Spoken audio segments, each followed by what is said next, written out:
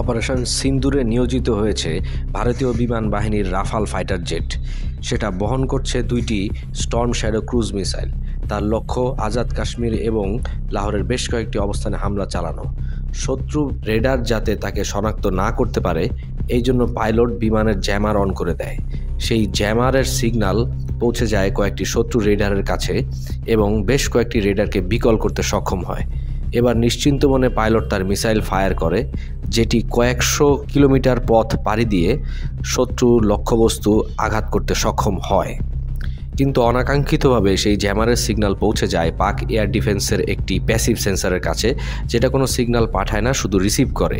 এবং এই রিসিভ করা সিগন্যালকে ব্যাক ট্রেসিংয়ের মাধ্যমে সেই বিমানের আনুমানিক অবস্থান শনাক্ত করতে সক্ষম হয়। এই তথ্য আপলিঙ্কের মাধ্যমে চলে যায় স্যাটেলাইটের কাছে, যেখান থেকে ডাউনলিঙ্কের মাধ্যমে পৌঁছে দেওয়া হয় পাক এয়ারফোর্সের J-10C বিমানের কাছে।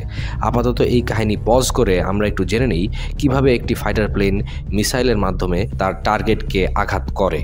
মিসাইল লঞ্চ করার জন্য আগে প্রয়োজন হয় রেডার লক।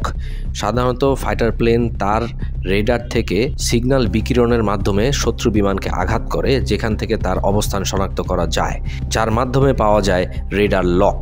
এবং এই রেডার লক পাওয়ার পরই পাইলট মিসাইল লঞ্চ করতে সক্ষম হয়।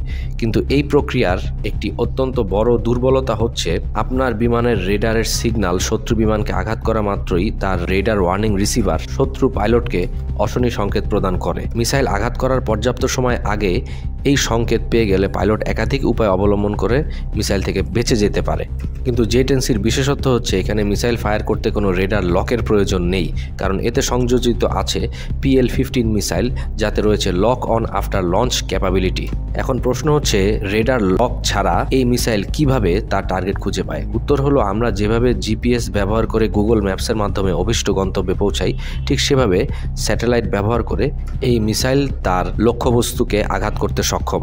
স্যাটেলাইট আপলিঙ্কের মাধ্যমে শত্রু বিমানের আনুমানিক অবস্থার তথ্য আগেই J-10C বিমানের কাছে পৌঁছে গেছে। সেই তথ্য ব্যবহার করে স্বয়ংক্রিয়ভাবে মিসাইল চলে যেতে পারে সে আনুমানিক অবস্থানে। কিন্তু আনুমানিক অবস্থানে পৌঁছানো এটা নিশ্চিত করে না যে আপনি শত্রু বিমানকে আঘাত করতে সক্ষম হয়েছেন, যার জন্য মিসাইল সেই লোকেশনে পৌঁছানোর পর তার গায়ে সংযোজিত নিজস্ব রেডার অন করে এবং নিকটবর্তী শত্রু বিমানে লক পাওয়ার চেষ্টা করে।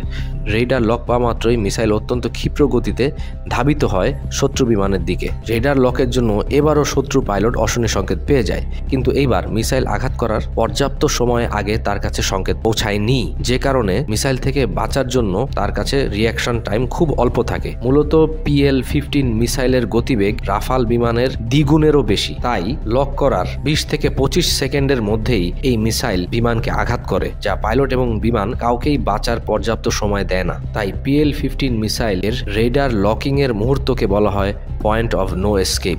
এই লক পাওয়ার কয়েক সেকেন্ডের মধ্যেই PL-15 মিসাইল আঘাত করে রাফালে এবং $150 মিলিয়ন যুদ্ধ বিমান নিমেষেই পরিণত হয় জ্বলন্ত ধ্বংসস্তূপে।